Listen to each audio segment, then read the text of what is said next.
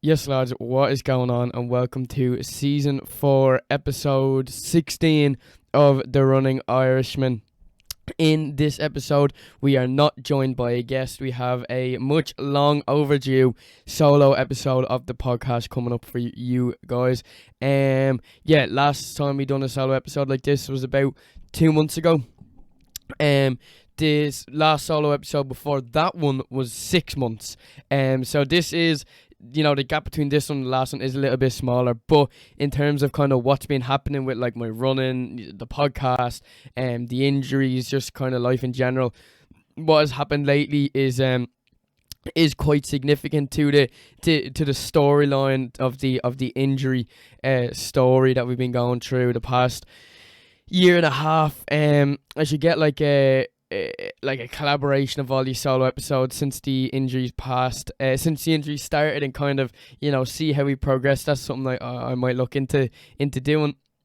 But you're all very welcome to this episode. We have a good bit to get through, so we're not going to waste any more time, and we're just gonna jump in straight away, and kind of get into the nitty gritty side of things.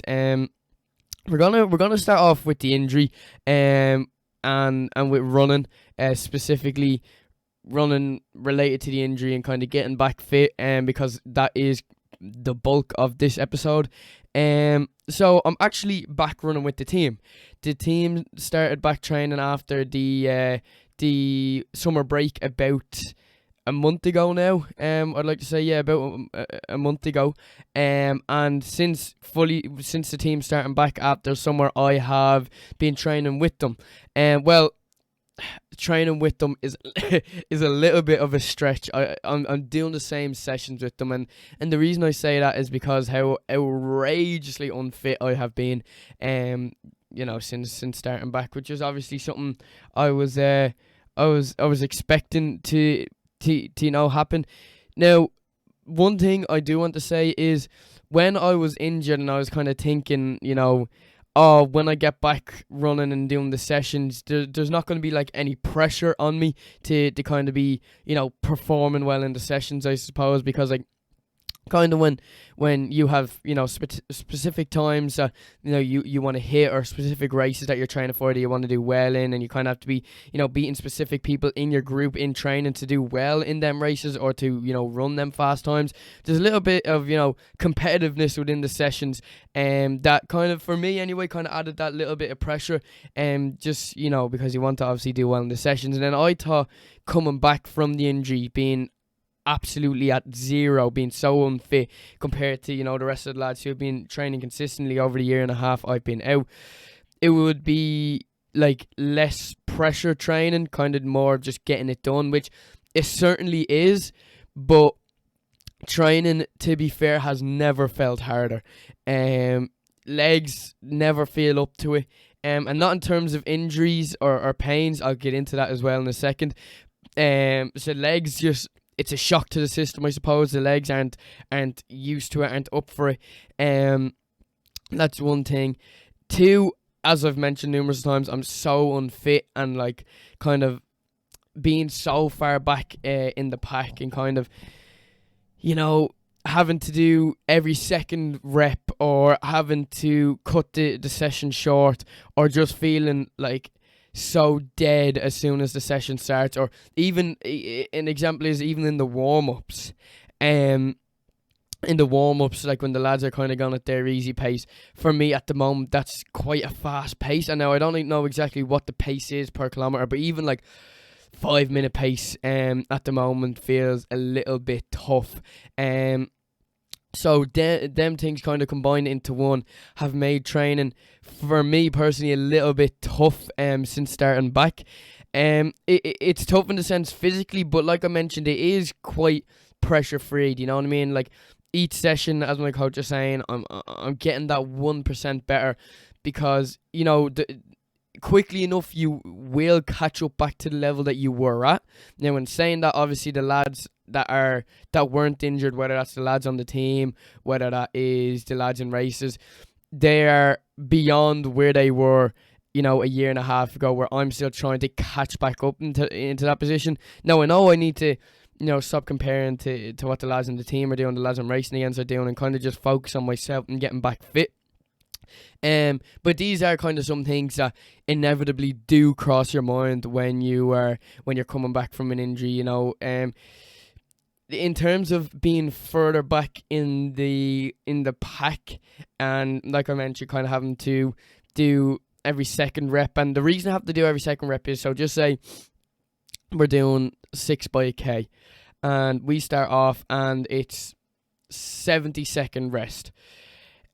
The first lad that finishes might be like, at this rate, it is, I'd say, about, it could be a solid minute, especially as we go up the distances. Like if we're doing like 2K reps, 1500 meter reps, and depending on how I'm feeling, it could be 30 seconds to a minute difference between the first lad and me, and trying to work the rest around that. Like my coach trying to work the rest around, like the rest period around me and the first lad, is just too hard to do. So sometimes I kind of have to just do every second set, so the lads that are finishing the reps quickly or quicker than me can get their proper rest and go back into the next rep. So I kind of have to skip a rep and then jump into the following rep. So that's kind of the reason I've been doing every second rep as well. It's just fitness, kind of getting through.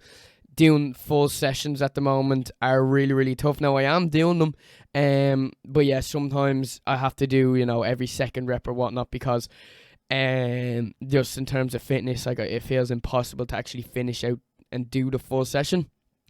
Sometimes another alternative to that is just doing shorter reps. So if the lads are doing 1500 or 1200 meter reps, maybe I'll do 1Ks, and we'll all end up getting the same rest. I'm just doing shorter distances for each session or for each rep. So they are some things that I've noticed maybe since starting back from the injury. And one thing I've been telling the lads on the team is just do not get injured. And even for anyone listening, it's honestly the best advice I give you. And kind of like my injuries, where it was some way inevitable, and just really, really try your best not to get injured. Just it's the injury itself, the mental side of it, and then coming back training, is just all bunched into one. It's just a bad experience. So that's, even though it's obvious information, I feel like the fact not to get injured, I feel like it also drives the point home. Is like, please, please, please, do not get injured.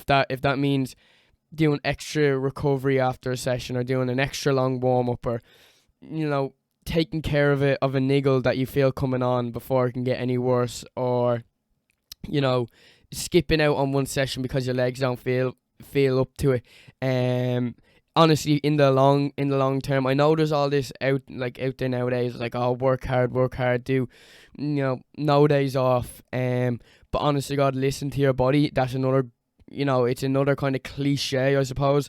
But it's some of the best advice I can give you. Listen to your body, and that's kind of the kind of training that I've been doing lately. Is all around listening to their body, and it's been going well. Another thing that I have down here is kind of how the legs and how the body has been feeling. The legs, we'll start off with the legs, because the legs are the most important part to be keeping as healthy as possible.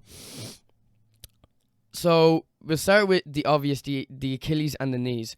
My Achilles haven't flared up in a while. I've been really, really cautious about making sure I do my stretches before I do any sort of physical activity, and making sure I do my stretches after the physical activity. And that's actually a point I do want to get into. I have it kind of further down the list, but it is something that I want to talk about now, is the fact that for my knees, and especially my Achilles, I've started looking at them more as not injuries, more as kind of just general tightness. And if you listened to the episode of the podcast with Robbie Cassidy, I'll leave a link to it down in the description below.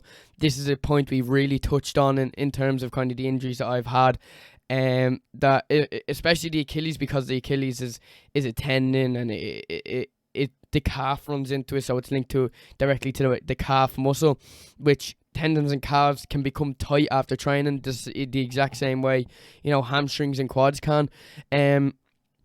So I feel like instead of when the Achilles do feel tight after a run, like I done a 60-minute run today that I'll get into now in a minute, but when after the run and they feel a bit tight, that's all it is. You kind of get in the mindset of that's all it is tightness, and it's not inflammation, or it's not the injury getting worse, or it's not aggravating or the injury or anything. It's merely just tightness. And once I've kind of adopted that mindset, I suppose, when I'm having my cold showers and doing my physio and stretching out after sessions, and I feel like my Achilles is better, it gives me that confidence then to be able to go on and do the next session or do the run the next day without feeling like, oh, my Achilles felt sore yesterday, so I'm going to not run today. Instead, it's like, my Achilles were tight yesterday. I done my rehab. I had my cold shower. They feel good today. That's all it was. It was tightness. So now I can go on and do my session or my run. So that's kind of, I hope that makes sense, but that's kind of the mindset I've adopted with the Achilles. Now, in saying that, if I was to get up and start running instead of doing my warm-ups and my stretches for my Achilles, they would still flare up. Definitely not as painful as they used to, and it's definitely much more avoidable, now that I know how to warm up my Achilles and my calves and things like that. It's definitely much more avoidable, but it's still not 110% to where if I don't warm them up, they will still flare up. But it is something I feel like I'm going to have to keep on top of for a while. And then, hopefully it will kind of just disintegrate completely. But as of right now, once they are warmed up and they are stretched out, and I do my physio work throughout sessions, throughout warm-ups and things like that, they bother me close to 0 on the pain scale. So that is obviously a really, really good sign of things. In terms of my knees and my knees and my quads, I want to say I'm completely pain free with them, but I feel like that would be jumping the gun a little bit. I am pain free in the sense of compared to the way I was at the start of my injury, where if I jogged down the road, they would start hurting. And now if I was to jog down the road without any warm up, my knees wouldn't give me any bother. My knees are kind of in the same boat as my Achilles, really, where once I do my rehab, it's more of just a tightness thing. But my knees have come a seriously long way. Like I remember when I first got my insoles, like the second or third day of my injury, and I ran down the road, ran about 20 meters, I was absolutely crawling back. So I'm nowhere near that. If I was to run down the road, like I mentioned, without any warm up with my knees, they wouldn't give me any bother. It's kind of, as I mentioned, in a similar boat as my Achilles after training. If my quads are a bit tight, or just my knees in general, then my knee might be a little bit tight, but once I do my rehab and things like that, that goes away. So it is a case of overall getting the proper warm up in, getting the proper recovery, and staying on top of doing the physio. And because I feel like once I do that, I'll be able to run pain free, and then eventually I'll kind of be able to run without having to do them. Now I feel like them stretches and the physio work that I was given from Adam in the club is something that I'm going to continue to implement into my running routine and into my daily routine, just because they are really, really helpful. And it's in the gym, and I'll get into the gym as well down the line in this episode, but for leg day specifically in the gym, I can feel my knees are a lot stronger, a lot less pain free. My quads have a lot more range of motion, allowing my knees to get a lot more range of motion. My squatting, I'm loving squatting at the moment. As I mentioned, I'll get fully more into gym now in a moment, but kind of just overall in day-to-day life, my knees are a lot better to compare to when they were at the closer to the start of the injury. I don't know if I mentioned it before. I think I have, but kind of the stiffness in my knees, I'm pretty sure I have mentioned it before. The stiffness in my knees like the middle part of your knee, kind of that soft part, that used to be like really, really stiff for me. And if I bent down, or if I squatted, or if I was like down on my hunkers, getting back up would be a real struggle. But now, because me and Adam have taken the kind of stretching approach compared to the strengthening approach to the injury, it's given me that complete freedom of freedom of movement, and that complete range of motion over my body. So that is obviously really, really good to feel and to hear. But I still have a ways to go to be completely injury free. It's just at the point to where I can manage them without having to not being able to run at all. So that's kind of where I am with that. But like I mentioned, I am running, I am doing sessions. I'll get into the specifics of the sessions that I'm doing. In terms of the rest of my legs, when I started back running, I'm not sure if I mentioned it in the last solo episode of the podcast, but when I did start back running, with kind of even doing my own runs, before, like over the summer before the team started back, my shins were giving me a little bit of trouble.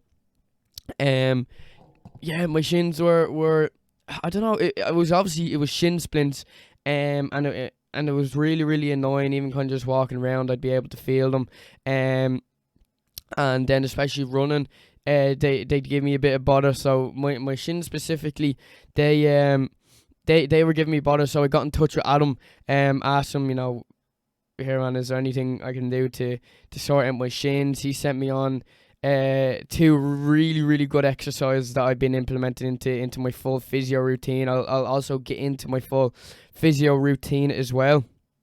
But they're two really, really solid shin exercises that have helped me pretty much just eliminate my shin problems. Sometimes, once again, after training the next day, if I'm running that day, and there's a little bit of tightness, I might feel them. But in terms of like my overall shin pain, that is gone. So them exercises really, really help. At the moment, what's giving me a little bit of bother is my calves. It's all kind of linked, I suppose, my Achilles, my calves, and things like that. But yeah, the kind of feeling I'm getting on my calves is like if I'm walking around or any other time of day, my calves give me no trouble whatsoever. Sometimes when I start running, kind of it's like a mixture of tightness, a cramp, and just spasms in my calves, just all mixed into one. That's kind of the best way I can describe the feeling. Like literally, if you had like a little massage ball and put it inside your calf, and then just turned it on and kind of just let it run. It's that kind of feeling. Like my calf is like vibrating, it's like spazzing, it's moving about, it's kind of getting a bit sore, a bit crampy, and a little bit tight. So they've been giving me a little bit of bother. I've been giving calf exercises and calf stretches, and I was with Adam, and I got a calf rub down from him as well. So I'm going to, once again, like I mentioned, I've been quite cautious. So I'm going to, stay on top of my calves. Now, it doesn't feel like it's anything that will get worse. It just, I feel like what it is just the body's reaction to starting back running. And I feel like until I've done everything I have, like everything I need to do. So I kind of put that into better terms, and everything I need to do. I kind of have myself a checklist. So to kind of go through that checklist a little bit, it'd be kind of like starting my own jogging, doing a run with the team, doing a session with the team, wearing spikes for the first time, doing my own long run, doing a back-to-back day, so running one day and then running the next day.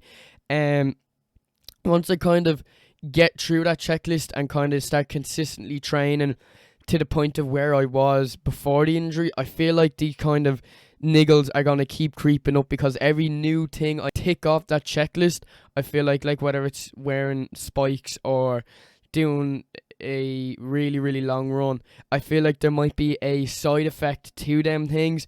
And that's just kind of my theory. That's kind of the idea, the conclusion I've come up with, in the sense where like the body's going to react in a specific way to each thing I tick off that checklist, like mentioned, whether it's doing a really long run or wearing spikes or anything I do on that checklist. And I feel like I've done something on the checklist, whether it could be doing a full session, and then that kind of got my calves getting a little bit sore. Like when I first started back running, when I was doing my own jogs, that was the very first thing on the checklist. My shin started giving me a little bit of trouble. So I know it's kind of hard to explain, but in terms of each thing I do, the kind of progress in my running, progress in my training might have a side effect, in terms of my body might react in a specific way that may not be very, very helpful. So that's something I'm gonna keep you guys up to date on, and each thing I tick off on that checklist, and each way my body reacts, I suppose. So I hope that didn't sound too confusing, but I kind of wanted to drive that point home. In terms of improvements in my overall fitness, it's only been a month, and it's a month training after being out for a year and a half. So that's something I need to really tell myself. Is that, like, realistically, if we're in a perfect world, I suppose, realistically it would mean I'd have to train for a year and a half consistently to get back to where I was before I got injured.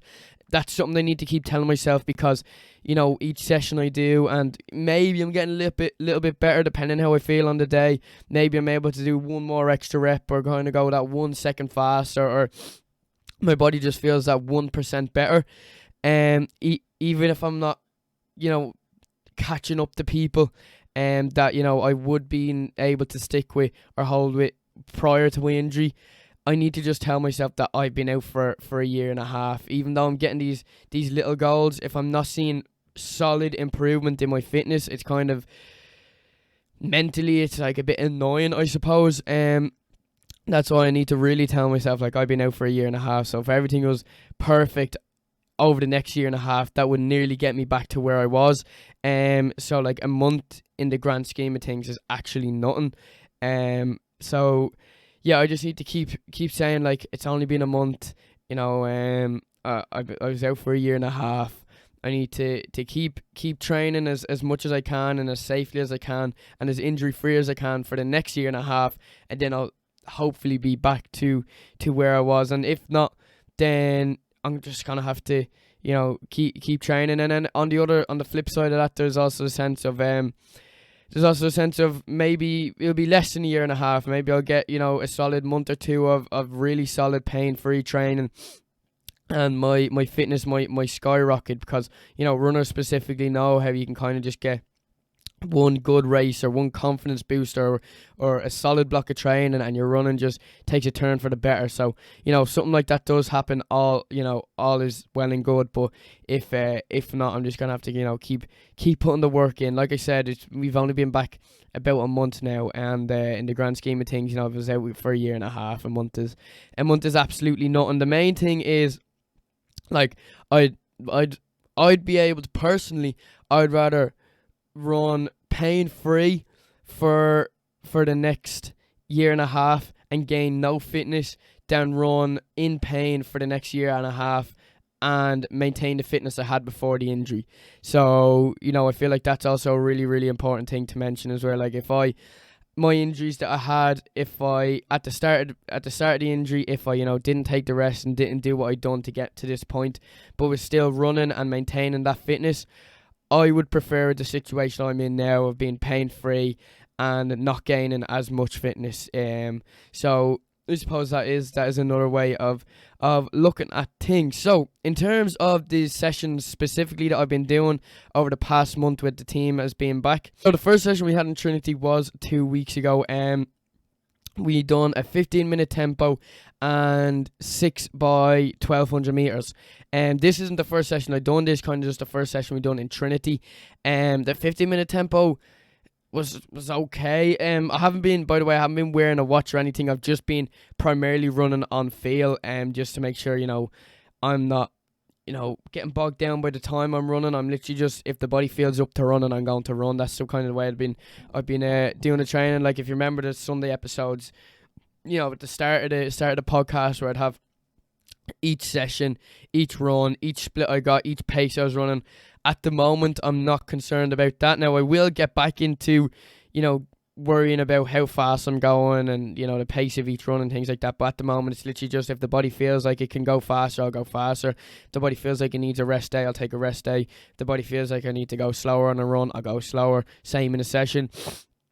So I can merely just tell you off, the top of my head, remembering the session, how I felt. So with that 15-minute tempo, I could feel the fitness kind of, or the lack of fitness kind of kick in the last few minutes. But I got through that fairly handy enough. I really did pace myself. I didn't get out fast. I didn't even really pick it up too much, because obviously we knew we still had the 1200s to go. So that wasn't too bad. With the 1200s, I done the first 1200, then I done a 1k, 1200. Like I said, I was doing less distance, so the rest period for the other lads wasn't all messed up. So even though I was doing 1k, I was getting back for the start of the rest period, so I got the same rest as all the lads, and the session could flow a little bit nicer. For the last rep, I done the full 1200, obviously because we didn't have to, rest after that. The session was over. Them 1200s were good. I kind of felt that was one of the first sessions where I was doing the effort, not just the distance, and that's something I'll get into as well. Is like a few of the sessions I was doing at the start of last month, where we were just starting back with the team, where I was just merely doing the distance and I wasn't doing the effort. But that first Trinity session really did feel like I was doing the effort, not just the distance, because I was able to get back for the rest period and jump back into the next rep with the lads. So yeah, I done the last 1200. Felt good. Then after the session, my knees were a little bit 50-50, a little bit iffy. Then the next day they were a little bit iffy. Like I mentioned, that Trinity session was one of the first ones where I felt like I was really doing the effort, so that kind of could, and it was a long session as well, a 15-minute tempo and and 6 by 1200. So it's a long session, one of the longest session I've done since starting back. So the knees kind of reacted to that a little bit. Wasn't anything to worry about. It was literally just tightness. I kind of got over that. So that was a good session. Then the lads done another Trinity session Tuesday just gone. So this is Sunday the 25th of September. Tuesday just gone. What's that, like the 19th or something? 19th, 20th of September. They done another Trinity session. They done 5 by 5 minutes, and the last 30 seconds of each 5 minute was like all out pace. I didn't do that session. That was when I went to Adam for the calf rub down, so I didn't do that session. Thursday just gone, I done a road run. So Mick's lads, so the lads that are still with Mick that I was training with last year before me and some of the older lads moved up to Stephen, they were doing a road run, so I decided I'd jump in with them because they're a bigger group. They're a bigger group. They're not going as fast as like some of the older lads in Stephen's group, so I was able to stick with them. Kind of, I wasn't worried about getting left on my own. So I'd done a run with them. Then last Thursday just gone, and then yesterday I done my first ever session in spikes. Saturday, yesterday was Saturday. I was with Mixed lads again, actually up in Abbottstown cross country course, where we have our Dublins and the autumn open and whatnot. I done a session with Mixed lads because most of the lads in Stephen's group were doing a 5k park run today. It was kind of the first official race of the season, and then some of the other, like one or two of the lads were doing a session elsewhere. So Abbottstown's close to home, so I decided I'd jump in with mixed group, and obviously I know all the lads in mixed group, and it's a bigger group, so there's kind of all different levels, so I wasn't getting left in the dust or having to do every second rep or having to cut the distance short. I was able to do the full proper session. And like I mentioned, it was my first session in spikes in like a year and a half. There's also a bit of a personal spike dilemma that I want to talk about. I currently have the Nike Dragonflies, the Berman ones, the red ones. I got them near enough, like I'd say maybe 4 or 5 months into the, was it? No, it could have been like 6 or 7 months into the injury.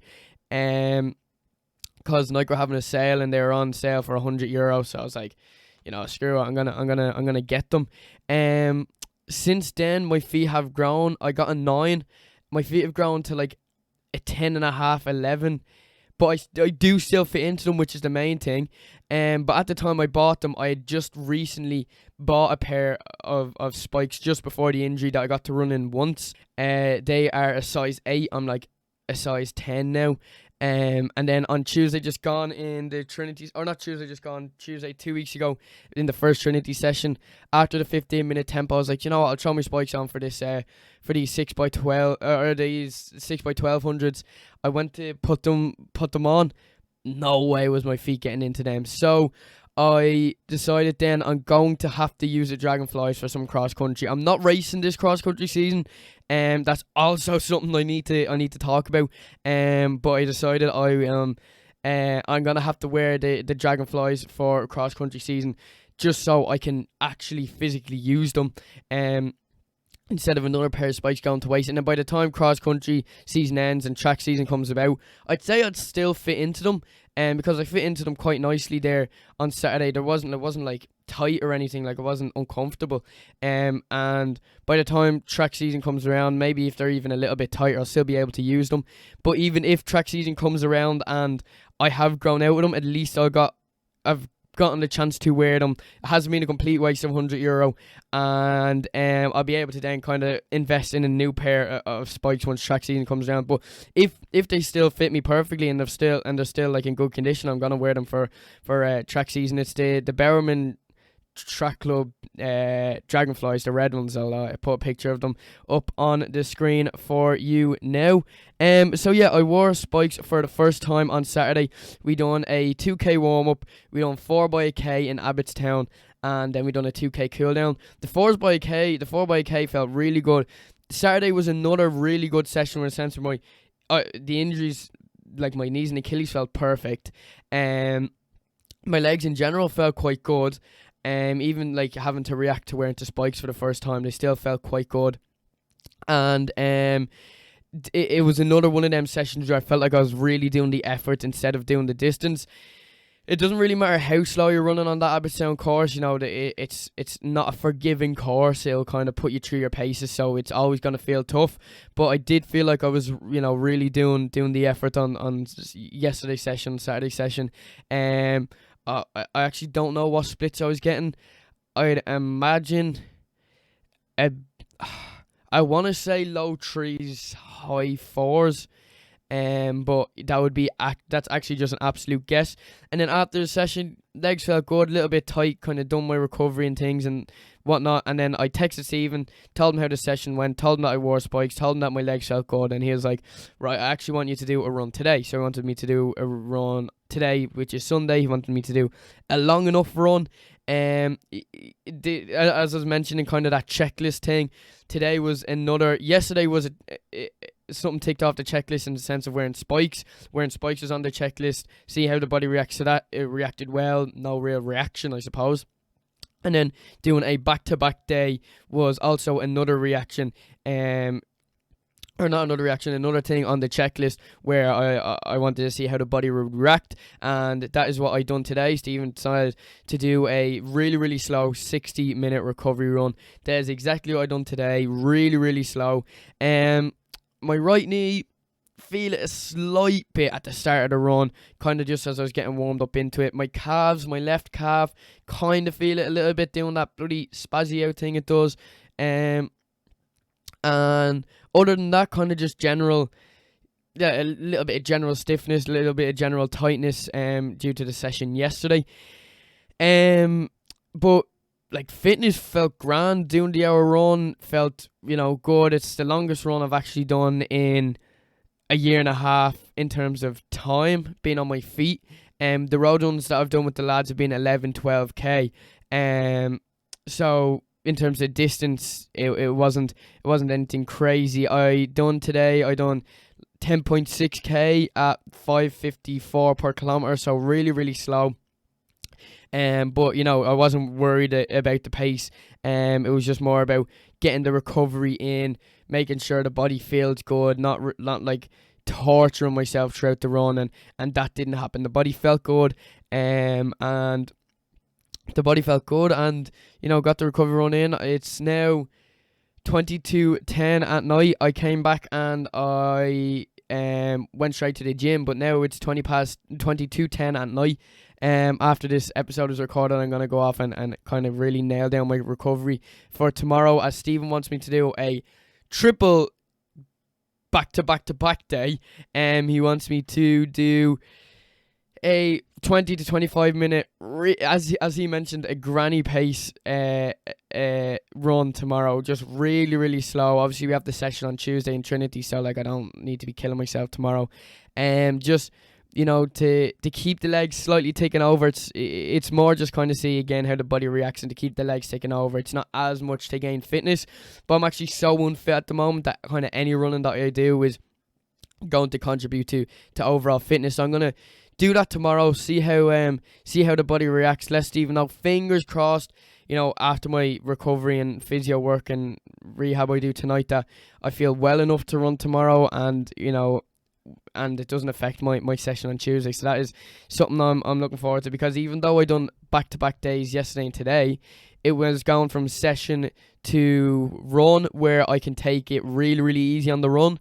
But I think going from run to session and seeing how the legs hold up in a session is going to be a different story. So I'm really, looking forward to and curious about how the body's gonna hold up in that sense. But yeah, kind of overall, I've been able to run consistently, doing sessions, doing long 11, 12k runs, 60-minute runs, 50-minute runs, the past 4 or 5 weeks, relatively, pain-free. As I mentioned, there was a general tightness. My shins are giving me a bit of trouble. My calves are giving me a bit of trouble. I could slightly feel my knees and Achilles every now and then. But over the past 5 weeks, I've been able to do some fairly decent running. My legs haven't felt great running. I haven't felt great running, but I've been doing the distance. I've been doing the effort relatively pain-free over the past 5 weeks. So if we kind of, go from there and kind of use that little bit of momentum that we've been having lately, especially like the past 2 weeks where I've been really doing the sessions properly and really running hard. Fingers crossed, we'll be looking towards a solid track season. And that's kind of a point I want to touch on as well, is that I'm not going to race this cross-country season. I had a series in mind, and it was Road to Racing for the Dublin Cross-Country Championships this October. October's 6 days away. So, and my fitness, I would, that people out there that have ran races, the pain in a race. If you're kind of not, if you haven't prepared to do best you physically can, and you're not in the best physical shape you can for the race, you're going to suffer. And especially in courses like Abbottstown, which I mentioned, that are not forgiving, you're going to suffer. And I just feel like I'd make an absolute fool of myself. I know racing is obviously another thing on the checklist that I need to see how the body reacts to. It's also a thing for confidence, but it doesn't take a rocket science to realize 2 months of training after being out for a year and a half is not enough to start racing again. Although building up the confidence to start racing again is something that I'll need to do. In terms of physically being able to race, I'm just not there yet. Now, I'm more than happy. I know what this is, the second. Well, this will be the third cross country season I'm sitting out of, watching from the sideline. But at least this time, I'm pain free and I am running instead of still being injured. But all the training that I'm doing now is hopefully to lead up to a solid enough pain free track season. Kind of them long runs and them cross country sessions to build up that base, that foundation, that little bit of strength to then be able to get a bit of speed work done on the track. A few other things on that imaginary checklist of mine. Maybe I should properly write it out. But another thing on my checklist is speed work, seeing how the body reacts to that. Also wearing spikes on the track, because as you know, if going from cross country to track, and wearing spikes on the track for the first time, even just within that gap of the 2 seasons, your calves and your body does react in quite a painful manner. Wearing spikes on the track for the first time, so that's another thing on the checklist, to see how the body holds up from wearing spikes on the track for the first time once track season does roll around. And obviously I'm expecting to have calf tightness and the legs feeling a bit iffy after wearing spikes on the track for the first time in a while, but just in terms of like the injuries and how painful it really is, hopefully it's not too painful, and hopefully by the time track season comes around I'm relatively absolutely pain and injury free. So there are a few extra things, as well as obviously racing is on that checklist to see how both the mind and the body reacts to racing for the first time. On the topic of track, Clonliffe Harriers track is getting resurfaced. It's hoping to be open and ready to use by mid-October. We've had actually quite good weather here in Ireland recently, so it hasn't delayed any of the construction for the track, so that's kind of being worked on quite well and quite quickly. So hopefully we'll have a nice fresh track for a fresh start to a track season once that rolls around once again. But no point talking about that. We're only in the very, very beginning stages of the cross country season, so we'll see how this goes first, and then we'll worry about track when we come to it. For the lads' first official cross country race, obviously I mentioned they had the 5k road run there today, and the lads ran really well. Kind of dusting the cobwebs off after not racing for a while. In terms of the lads' first official cross-country race, we are heading over to Cardiff. We're heading over to Cardiff on the 14th of October to the 16th, so Friday to Sunday. The race is on the Saturday. That is, it's my first time travelling with Clonliffe Harriers, so I'm really, really looking forward to that. I'm not racing, but I do get to go over. I'm going to vlog the whole experience, the same way I kind of vlogged the cross-country nationals and Dublin championships last year. I'm going to record and document the whole travelling and racing experience over there. We're staying in a hotel. We're there for 3 days.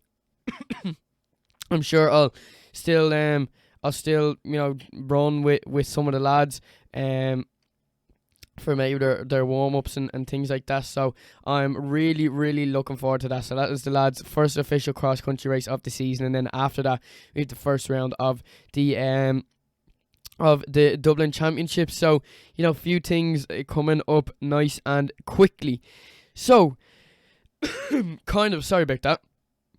Kind of skewing away from running a little bit. I want to talk a little bit about the gym and specifically leg days that I've started doing. So, I have my phone here, and I want to just talk about the last leg day I done was the best leg day I've done. So, I'm going to, base my leg day training off of that, and kind of where I want to progress from the last leg day I've done. So I have my app here that I hopefully, hold on, you can see that.